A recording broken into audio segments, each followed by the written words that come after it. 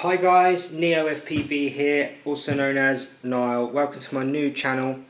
It's all going to be about drones, quadcopters, anything FPV. I'm relatively new to the hobby. I've been doing it around about 2-3 months and I've never done a review. I've never done any YouTube videos. In fact, I'm pretty new to the whole thing. However, I'm addicted and I've just bought, as you can probably tell by the title of the video, the TBS Vendetta. Team Black Sheep's new, brand spanking new, it's only just come out, it's been out about 2 or 3 days. It's, I'd say, their flagship model of quadcopter. It's got all the mods and cons, and today it's just arrived. I haven't opened it yet, have never done an unboxing. I'll try and keep it as interesting as possible with as little gumph as possible. So hope you enjoy it, hope you like my review. We'll see how it goes. Okay guys, so here we are with the TBS Vendetta. We have the box here. Obviously not very interesting, but I did want to bring it up because as you can see the box is rather small and it's got this nice little blood spot here to show you that's the first blood edition of the TBS Vendetta. Pretty cool box, nothing too special. It's got a nice little slow going on the side. If everything seems under control, you're not going fast enough. It's got a picture, I don't know if you can see it there, of the Vendetta. It tells you what you got in the box, but we'll go through that anyway.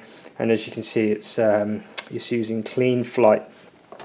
Now, the reason why I'm going to mention the box is because I've seen, and I do believe myself, that as you can see it's a little bit out of shape. The reason for that is it's too small. Apparently, I can't remember what way around, but apparently when they designed the box they got the dimensions the wrong way, so the width is the depth or the depth is the width. I don't know, but basically the box is too small. That is going to be resolved in the next edition of the Vendetta. So this is the first blood edition. Obviously it's just come out in the last couple of days. They're going to be fixing that. So that is one thing to note, that the box is a little bit small, but obviously it's just a box. I'm a little bit OCD. I keep the boxes for everything, so we'll see how much it actually affects it when we start to unwrap. Okay guys, so we've opened up the box now and you can see that it's not very tidy, is it? Let's be honest. We've got props just lying on the top. We've got a couple of straps. You know, to be fair, it does look like they've made an effort to put it in some kind of order and some kind of shape, but it's not a great presentation, let's be honest. But it's just a box. So I'm going to get everything out of the box and we're going to lay it out on the table, and then we can go over every single aspect. Okay guys, so we've unboxed everything now, and as you can see there's actually quite a lot of stuff in this little box, so it's not surprising really, is it, that it was bulging and it was a little bit messy, because there is quite a few things in there. So let's just go over each one now. So we've got some props, we've got some straps, we've got some mounts, we've got the arms, we've got the actual frame itself, we've got an antenna, and we've got some stickers, and we've also got some accessories. We'll go over each one of those in detail, but I think it's fair to say we should just probably go over the basic sort of sales blurb of why is this such a great drone? Why is everyone screaming for one? Why is the pre-orders sold out? And why has there been so much hype over this quad? So obviously it's a full carbon fibre monocoque. I hope that's how you say it. Obviously this is this part here. The biggest selling point is obviously that it's solder free. So if you're out in the field, you break an arm, you smash a motor, whatever, it's easy to replace on the field. It's just a couple of screws, your basic tools, you know, a 2mm hex. You can get it off, get a new one on, obviously if you've got one, and you can start flying again. The idea is that it's going to be really easy for you guys just to replace it and just get flying again. And obviously for me, that's a big plus, because I've found lately that I spend more time fixing and building drones than I'm actually flying them, which let's be honest, is not the fun part. You want to be up there in the sky tearing holes. So it's a 240 size drone. It's slightly smaller than what most people are racing with. I mean, 250 is pretty much the standard size for a racer, and this is actually slightly smaller. So it's interesting really, because we'll see how much of a difference that makes when we actually get it in the sky. It should make it faster, less weight. Obviously it depends on what sort of packs you're going to be sticking on it, but it's a smaller racing quad than most people are flying, which has got to be good. It comes with the brand spanking new TBS Triumph antenna, and that was also included with the box for free. Obviously they've already been out, they're tried and tested, people are loving them, so it's obviously a bonus to have that. You've also got the TBS Core Pro OSD, which I haven't tried out myself. This is my first TBS product, so everything is new to me. So we're going to be learning as we go along together.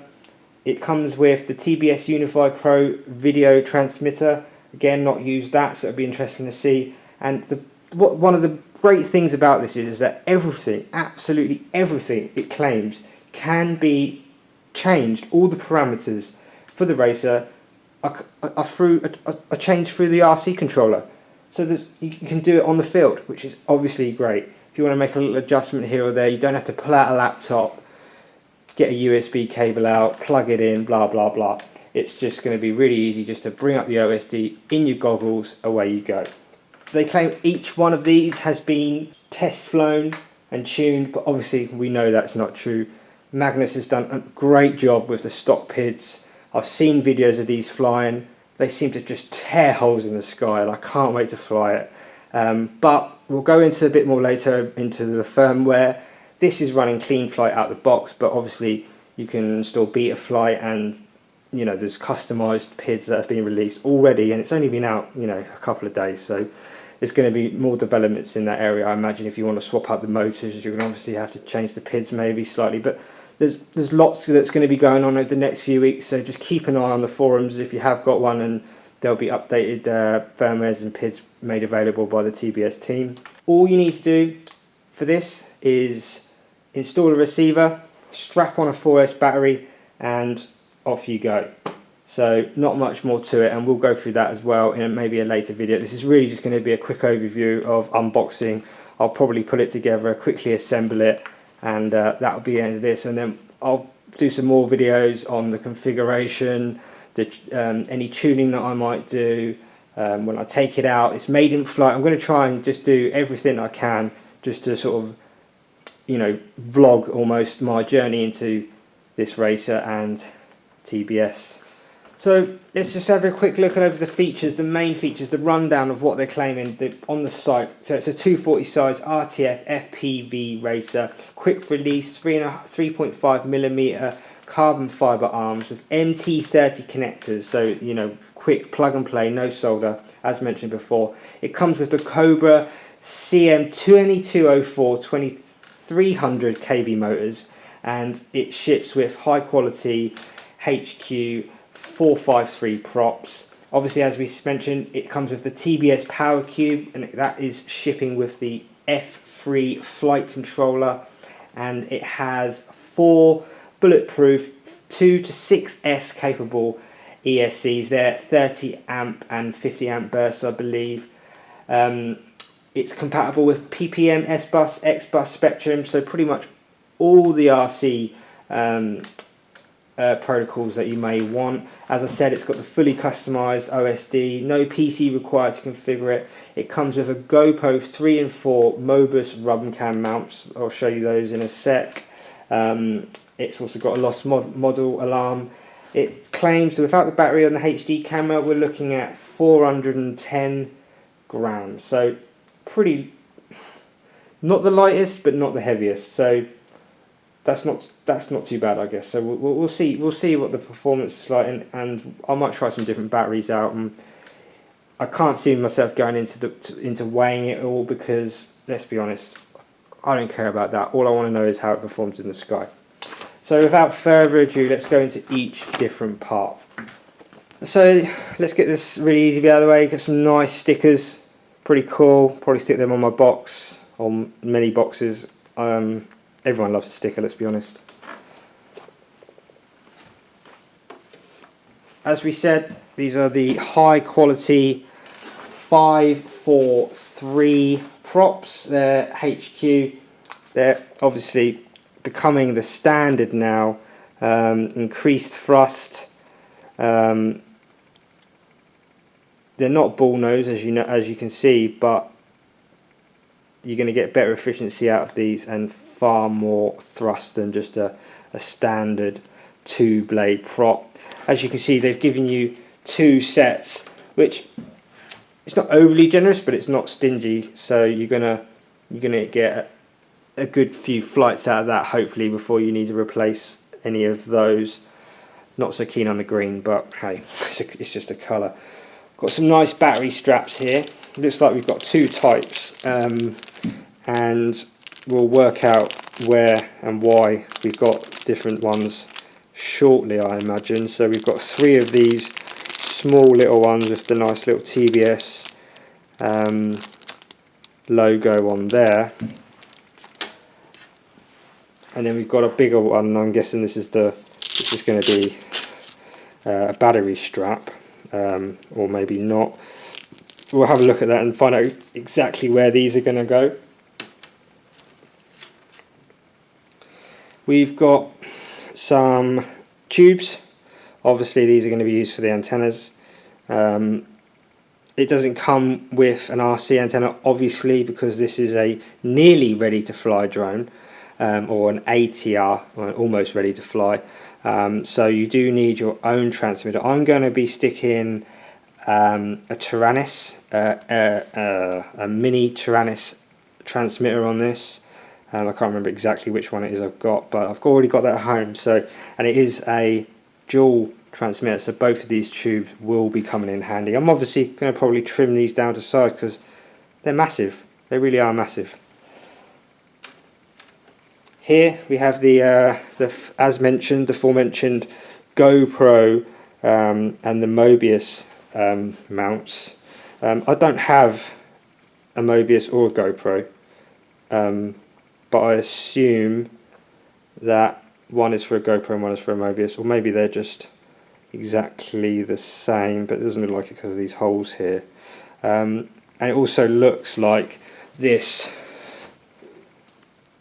maybe actually, sorry, let's get it in the camera, may actually be the strap for the Mobius or the GoPro, and those are the battery straps, which, given the thickness, that looks to be correct.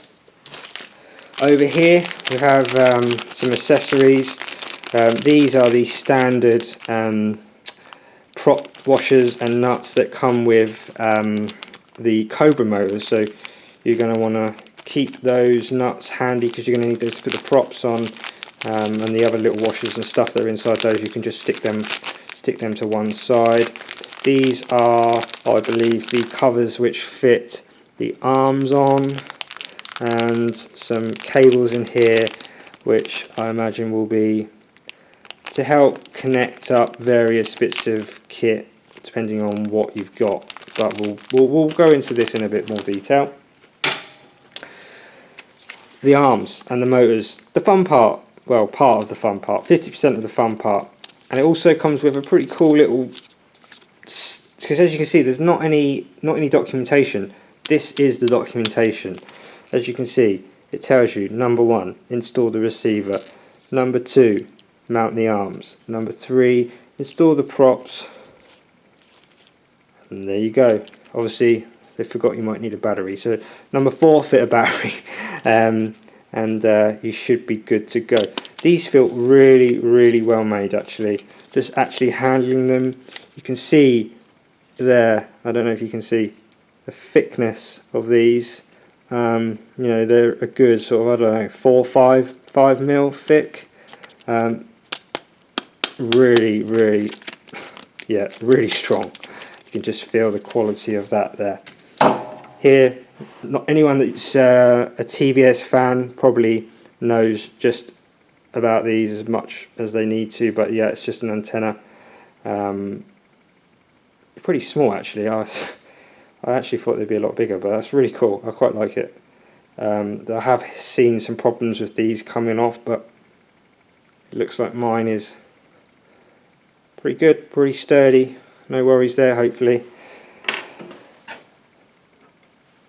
Now onto the frame itself. Well, my first impressions of this is it's a lot smaller than what I imagined. I don't know why, because we all knew what size it was going to be before it even, you know, we knew the specs, but just feels a lot smaller, which isn't a bad thing. Let's be honest. The smaller it is, the faster it's going to fly, and it's incredibly light. And it's just really well made. I'm really impressed with this. This is the first time obviously that I've got my hand actually on it, and it's just a really gorgeous piece of kit. Yeah, I can't wait to get stuck into this. As you can see here, I can get it close up to the camera. We have the MT30 connectors, which are just exactly the same as an XT60 but with 3 pins. Never come across these before myself, so it's pretty cool to see these. You've got obviously some at the bottom there as well, and they have an orientation, so there's no worries about plugging them in the wrong way. It's pretty good, liking it. We have the LED cap. As you can see here, you can probably just see the LEDs inside there. I've heard bad things about this. I've heard that it's fallen off on nearly everyone's that I've seen that's already got theirs, because it's just glued in, and obviously hot glue, when it's impacted or moved or bent in any way, it just gives. It's not really designed for this. I don't really know what to say about it. You can sort of cable tie it in. I might stick a little bit of super glue on there maybe, depending on if I think I will need to get it off at some point. It's just an LED diffuser, and obviously you can see the antenna SMC, whatever it is, connection there, for the antenna. On the front we have the TBS 00 camera. Again, mixed reviews on this. I've heard a lot of people complaining about the camera. In low lighting conditions it's not performing great. I've heard that can be changed using the settings on the OSD. Again, obviously I haven't had a chance to play around with that yet, but that should be quite fun. This bumper here, which protects the camera, which is great, so you know, any head-on collisions, you know that camera is pretty well protected, and it seems to be made out of some pretty strong plastic. First glance of this, obviously it looks like it's pretty easy to access the inner tray. Just a little hex there, a little hex there. Those two come out. I think the bumper comes off, and the electronics tray slides right out. So let's get this open then. Let's have a look inside. Let's see what it is and what it's all about. Okay guys, so we're back now. We've got just the frame here. I've obviously got my tool. It's just a standard 2mm hex tool. I thought we'd just take this apart together. So this is everything you see is first time for me. So we're learning together. So let's take out the side screws. Trying not to lose them. So it's worth noticing there it's actually in two parts. You've got this tiny little plastic washer, and then the small screw. Let's take the other side out.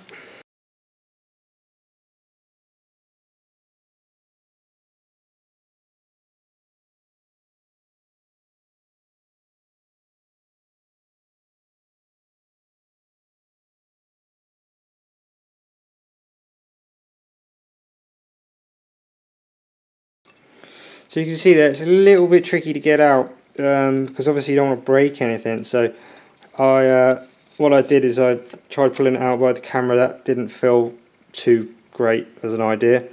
So I just pushed the XT60 using my thumb like that, and that brought it out. So if you do get one of these and you're having trouble getting it out, then just probably give that a go. So let's get a closer look up at this then. So it's incredibly light. You know, I'm really impressed with it. Obviously the finishing on the inside you can see is not great, but you're not going to see that, and I guess it's not an easy task, is it? Let's be honest, to create a 3D carbon fibre frame, and it's, no matter what way you look at it, I'm impressed. Good job. On top here you've got these rubber little mats. This is obviously just to give a little bit of friction to the battery, so the battery's not sliding off. Obviously the straps go in here. Obviously here is the strap for the GoPro or the Mobius or whatever the your recording camera of choice is. I'm just gonna give this a little pull just to see just how much force it needs. Yeah, not a lot. Not a lot at all. As you can see, see it coming away there, so I can see why that's coming off in crashes, to be fair, but we've already spoken about that, so let's not dwell on it too much. Let's have a look at the, well, yeah, this is obviously the most exciting part. I'm trying to be careful there not to touch too much of the electronics because I'm not, as you can tell, on an anti-static map. The 00 cam, yeah, that looks fine. No defects there on the camera, no scratches on the lens. Happy days. Obviously, as you can see, the angle can be adjusted of the 00 using just another hex there, just to loosen up those screws and then adjust the angle. But I'm not going to do that. I'm going to leave it as it is, and we'll make any adjustments because I want to fly this as it is. I don't want to do anything else. I want to fly it out of the box and just see how it flies, and then we'll see what adjustments we want to make. Okay, so first impressions. It's really cool, really nice, really neat. Given that this is obviously where the smarts are, and the Power Cube itself it retails at around about £100. Which you think, yeah, that's quite expensive, but when you think about what you're actually getting, you're getting 4 ESCs, you're getting a PDB, and you're also getting the F3 flight controller, which, you know, you can see there's the Colibri. Oh, sorry, let's get this in focus. Colibri, as you can just see there, Colibri version 1.1 flight controller. So you're getting a lot for your money. So you can see where the cost goes, and you're paying for that all-in-one sort of solution. This looks like a buzzer. I guess that's the lost plane alarm. Soldering.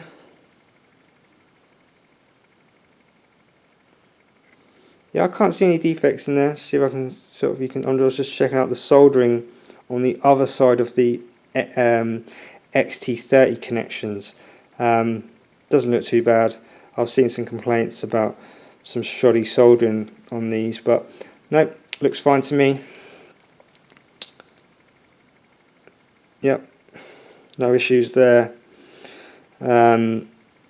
Obviously here we have your nicely mounted, top mounted XT60 connector for your battery.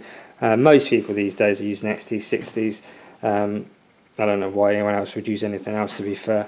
I use them, I love them. Really nice connections. This tape here, you're not to take this off. This is to just to keep things in place, to protect any connections. So here the tape is being put across here, but it looks like, so when you're sliding this tray in and out of the frame, you're not wearing down this connection, because obviously that's going to take a bit of a battering if it's been constantly rammed in and out of that case. And pretty much the same for most of these other cables. The straps are there just to keep it tidy, and it's not a problem. Moving up now, so here, this is obviously, let's have a look under here. So this is obviously the Unity video transmitter, which is really small. I was actually expecting it to be a lot bigger than it is, which is pretty impressive. Obviously, cables running up here. We've got cables going for the motors here. We've got cables going up to the camera. You've got cables coming into here and here for this is going to be obviously for your RC controller, what it looks like. Just trying to work out what the other ones are. Can't really see what these are. What's this?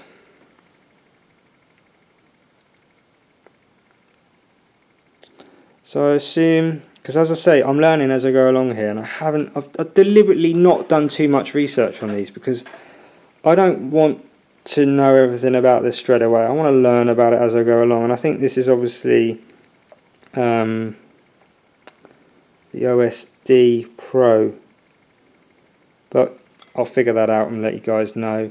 Lots of LEDs on the back.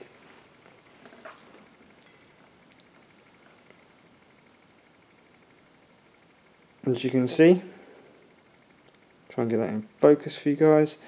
And yeah, looks like nice soldering again on the back XT30 connections. I like this. You can see that the SMC connector for the video transmitter has been bolted in there, and it's been nicely mounted, I'd say. Nice and impressed. So before we assemble this, let's just point out one thing which I was not too happy about when I found out about this. Now, there's a bit of a story behind this. When this tray was designed, they didn't make this hole big enough, and what they've done is, it looks like they've taken like a I don't know if you can see, like a soldering iron or some sort of hot poker device, or it's not good, is it? Let's be honest. You can see it's just been burnt away effectively to allow easy access into this. Now, what they were saying is that the reason why they did that was because if they didn't do it, then the first releases of these wouldn't have technically been solder free, because you wouldn't have been able to get this cable in and out. So in order to release the first product and be able to stick to what they promised and have it solder free, they've had to do this. Now, as far as I'm concerned, they should have just got it right first time. But mistakes happen, and we all make mistakes, and that's fine. But when you're paying, I've paid 420 UK pounds for this, you expect a top quality premium product, and you certainly don't expect them just to have taken something hot and melted away with some plastic. However, that said, I have contacted Raphael Trappi from the head honcho at TBS, and I've said, are you going to do something about this? Because I'm not happy that I've paid all this money and you've just basically burnt away a bit of plastic. It doesn't look good. It might be hidden away inside the case, but yeah, the OCD inside me still knows it's there. And the whole point of me buying this was so I had something which I knew I was always pretty much guaranteed going to be able to fly. That I wasn't going to be waiting on parts. So if I get enough spare parts, it's solder free. It should be quick and easy to get this thing flying no matter what. So I don't want to be faffing around, and I've bought this because I want it to be low maintenance, and I just want it to be, grab it and go. And I don't want to be having to faff around. So the fact that they've made the hole bigger so I can get the cable in is good, but I paid a lot of money for this, and I just want it to be perfect. And that's, okay, that's quite a tall order, but as I said, that's the reason why I've bought this, because I don't want to be faffing around with it. I want it just to work. I want it to be good. I don't have to worry about things like this. I don't want to worry about ghastly holes. I just want it to look good. And hell, it does look absolutely stunning. And that bit will be hidden inside. But as I said, the good news is version 2 will be coming out. It's not really version 2. It will be the second revision. And they have said, TBS, Trappy, have the word from the horse's mouth that they will be happy to send out free replacements of this plastic casing to anyone who wishes to do so. And as you can probably tell from what I've said, I will be doing that because I'd quite like to see this tidied up. But yep, I'll be happy to fly it in the meantime, just as it is, and knowing now that they're going to get that resolved. So I think it's time to get this put together. Let's have a look what it looks like and how we put this together.